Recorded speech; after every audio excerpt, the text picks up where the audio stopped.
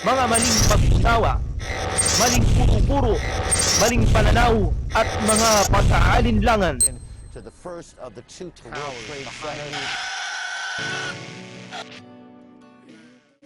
5 beses na sila الأربع يتسابقن في معاملة سامح ويطلبن Bibigyang linaw at kasagutan ng mga mangangaral ng Islam.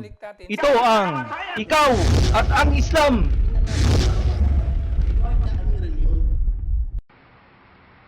أعوذ بالله من الشيطان الرجيم بسم الله الرحمن الرحيم الحمد لله والصلاة والسلام على رسول الله وعلى آله وصحبه أجمعين السلام على من اتبع الهدى. Ang papuri, pasasalamat, pagpapala ay kay Allah subhanahu wa ta'ala, ang siyang tunay at tanging nag-iisang Diyos. At naway ang kanyang pagpapala, kapayapaan ay mapasa ating mahal na Propeta Muhammad sallallahu alaihi wasallam. Ako'y sumasaksi na walang ibang Diyos na dapat sambahin maliban si Allah subhanahu wa ta'ala. At ako'y sumasaksi na si Muhammad sallallahu alaihi wasallam ay kanyang propeta at huling sugo. Sa lahat po ng giliw na taga-subaybay dito po sa programang Ikaw at ang Islam, ang aming pagbati ng magandang araw. At sa lahat po ulit ng kapatirang Muslim, Assalamualaikum warahmatullahi wabarakatuh. At sa pagkakataon pong ito, sa episode na ito, maraming salamat po ulit sa nagtanong. At kami ay patuloy na nag-aanyaya na makipag-ugnayan po sa amin kung kayo ay may mga katanungan po sa pananampalatayang Islam. Pero sa pagkakataong ito, salamat sa nagtanong sapagkat ang kanyang katanungan ay sinasabi daw ng mga mangangaral na Muslim na sa Islam ay walang sekta. Ano daw ba ang Shia? Ayan po, maraming salamat at gantimpalaan ka nawa at ikaw ay magabayan sa pananampalatayang Islam.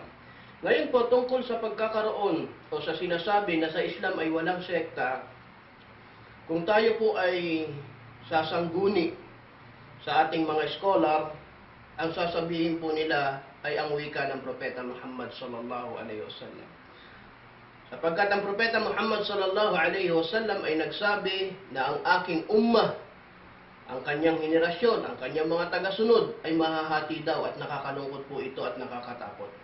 Mahahati. Sinabi niya sa kabuuan ng hadis na ang mga Kristiyano ay mahahati sa 71, ang mga Hudyo naman ay mahahati sa 72, at ang mga Muslim o ang mga tagasunod ni Propeta Muhammad sallallahu alaihi wasallam ay mahahati sa 73 na dihamak na mas marami kaysa sa Kristiyano at Hudyo. Ito'y kabilang sa sabihin nating propesiya ng Propeta Muhammad sallallahu alaihi wasallam na dapat pangambahan ng mga Muslim. Sapagkat sinabi ng Propeta sallallahu alaihi wasallam sa pagpapatuloy ng hadis na yun, na kanyang wika, na ang lahat daw ika ng ito ay sa kasawian, sa impyerno, sa apoy, o hindi magtatagumpay maliban sa isa. At sino po yung isa na yon? Ang susunod sa kanyang pamamaraan. At naway ibilang tayo ni Allah subhanahu wa ta'ala na magiging tagasunod po ni Propeta Muhammad sallallahu alaihi wasallam. So sa makatuwid, mali po na sabihin na walang sekta sa Islam at tunay po na mayroong mga sekta sa Islam. Nakakalungkot yan, subalit hindi po ito dapat maging dahilan para mawalan po ng pag-asa ang isang taong nagsasaliksik po ng tamang pananampalataya. Sapagkat kahit na may sekta o may pagkakahati-hati, pagkakapangkat-pangkat, ay tunay na malinaw po ang gabay na pinadala ni Allah subhanahu wa ta'ala. At katotohanan ay napakalinaw, sabi ng Propeta Muhammad sallallahu alaihi wasallam, iiwan ko sa inyo ang dalawang bagay, taraktu fikum syai'ain. At pagka ika ay pinanghawakan nyo ito ng napakahigpit, lan tadillu abada. So, ibig sabihin, hindi na kayo maliligaw pa. Ano yon? Ang aklat ni Allah subhanahu wa ta'ala at ang sunnah ng Propeta Muhammad sallallahu alaihi wasallam. So ang aklat ni Allah subhanahu wa ta'ala, sinabi niya pa sa banal na Quran, inna nahnu nazzalna adh-dhikra wa inna lahu lahafidhun.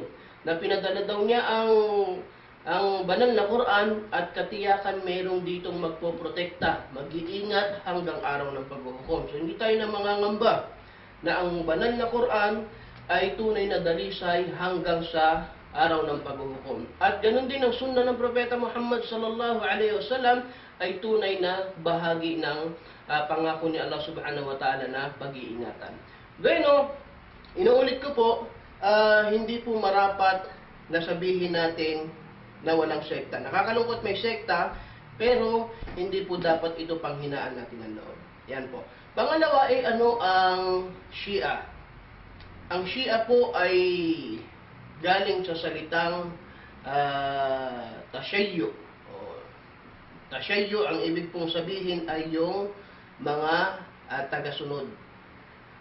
Kung ang ating pagpapaliwanag po, para mas madaling maunawaan po, especially ng mga tagapanood po natin na wala sa pananampalatayang Islam, wag po ninyong ikalito ang mga Shia. Ito po ay kabilang sa mga pangkat na wala po sa tamang pamantayan ng pananampalatayang Islam. Yan po. At katulad po sa mundo ng Kristyanismo, sapagkat ang inyong lingkod po ay dating Kristiyano, tinatawag kaming balik Islam, ay nakita rin natin kung gaano karami ang sekta sa Kristyanismo, pero ang mga sektang ito ay meron pang mga antas. Ang katotohanan, may tinatawag na kulto sa Kristyanismo na kung saan hindi sila tinatanggap sa looban o sa sirkula ng mga sekta. Tulad halimbawa, merong mga nag-usbungan na paniniwala na wala talaga sa pamantayan ng mga Kristiyano. Meron dyan mga sumasamba sa mga kung ano-anong bagay. Tulad ng iba, nagsasabi na si Jose Rizal ay reincarnation daw ika ni Jesus Christ. So ito ay talagang tumaliwas ng napakalayong pagtaliwas sa katuruan ng Kristyanismo, sapagkat sinasabi nila na si Jesus Christ ay siya rin si Jose Rizal, at yun nga, tinatawag silang mga Rizalista. At banggitin din natin sa ilang mga probinsya, pagkatapos maging politiko, ay ginawa rin sila na reincarnation din daw ika ni Jesus Christ at iba pang mga uri ng pananampalataya na kung saan maikakategorya natin bilang mga kulto. Ayan po.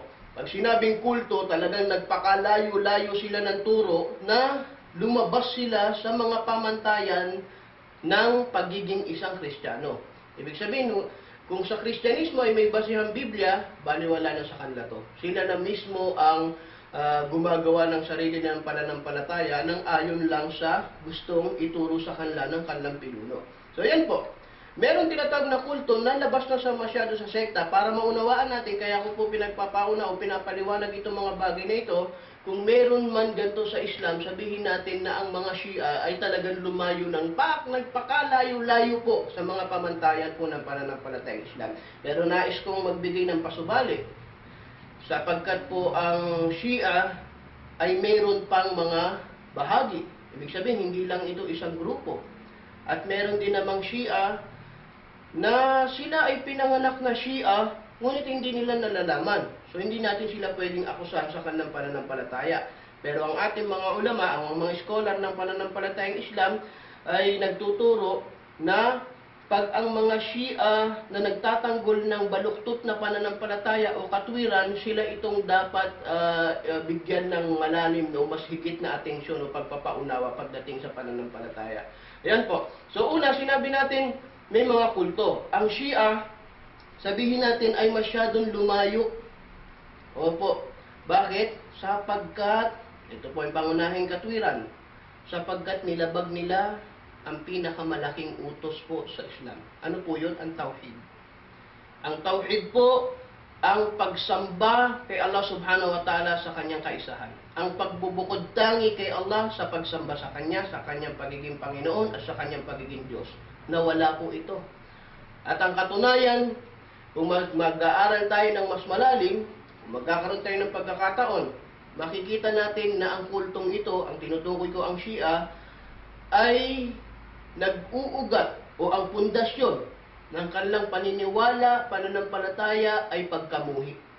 Sapagkat hindi kayo magiging ganap na Shia, ito ay ayon sa kanila, kung hindi kayo magkakaroon ng pagkamuhi sa mga kasamahan ni Muhammad sallallahu alaihi wasallam, sa mga sahaba o tinatawag na kumpanyo ni Prophet Muhammad sallallahu alaihi wasallam. So ito yung mga palatandaan na sila ay makakategorya rin natin bilang kulto. Opo. At yung mga attributes, yung mga katangian na dapat ay kay Allah subhanahu wa ta'ala inuukol ng isang tao, yung pananalig, pagtitiwala, ay inukol nila sa mga tao o sa kanilang mga imam. Opo, at yung ilang mga katangian ni Allah subhanahu wa ta'ala na natatangi para sa kanya lang, ay inukol din nila sa kanilang mga imam. So ito yung nakakalungkot, kaya hindi po mahirap sa mga kababayan nating Kristiyano, hindi mahirap unawain na sa Islam ba may sekta? Yes, may sekta. Ano yung Shia? Yung Shia, iba. Sinasabi natin na ito ay isang uri ng kulto sa pananampalatayang Islam na talagang lumayo ng pagkalayo-layo sa tunay na katuruan ni Prophet Muhammad sallallahu alaihi wasallam o ng pananampalatayang Islam. Kaya ito po yung sabihin nating perspektibo ng pagpapaliwanag para nang sa ganun ay magkaroon po ng pag-unawa patungkol sa mga Shia, ang mga kababayan nating Kristiyano. Kami po ay nag-aanyaya sa inyo na pag kayo ay mag-aaral ng pananampalatayang Islam, ay titingnan natin ang dalisay na katuruan nito mula sa banal na Quran. So ang Shia, lumabag ng maraming paglabag sa banal na Quran. Pangalawa, ang banal na Quran po ay pinaliwanag ni Prophet Muhammad sallallahu alaihi wasallam. So kailangan tingnan ang kaparaanan ni Prophet Muhammad sallallahu alaihi wasallam. So pagka tinanggi ang banal na Quran, tinanggi ang kaparaanan ni Propeta Muhammad sallallahu alaihi wasallam, so hindi po natin makikita ang pananampalatayang Islam dito. Hindi na natin alam kung paano makikita ang liwanag o ang gabay na ipinadala ni Allah subhanahu wa ta'ala. So hanggang dito po at naway ang maiksing pagpapaliwanag na ito ay nagbigay linaw po sa lahat ng nag-aaral patungkol sa pananampalatayang Islam. At kami po muli, ako'y nangungusap sa mga kababayan na Kristiyano na nagsasaliksik po sa pananampalatayang Islam, kahit po marinig nyo na sabihin ng mga Muslim na sa Islam ay may sekta rin, huwag po kayong panghinaan ng loob kasi bagkos ito ay pagpapatunay na si Muhammad sallallahu alaihi wasallam ay naging tama sa kanyang sinabi na darating ang panahon na mahahati ang kanyang umma. At totoo, pagpasok nyo sa loob ng pananampalatayang Islam, makikita nyo po na mayroong pagkakaiba-iba sa loob, subalit ito'y nagiging dahilan para mas lalong maging masigla ang isang mananampalataya na mas lalo pang mag-aral muli ng pananampalatayang Islam. At patungkol naman sa Shia, ito ay usapin na napakalinaw. Bakit ito sinabing napakalinaw? Kasi madaling masyadong malaman ang tunay na gabay na galing kay Allah subhanahu wa ta'ala.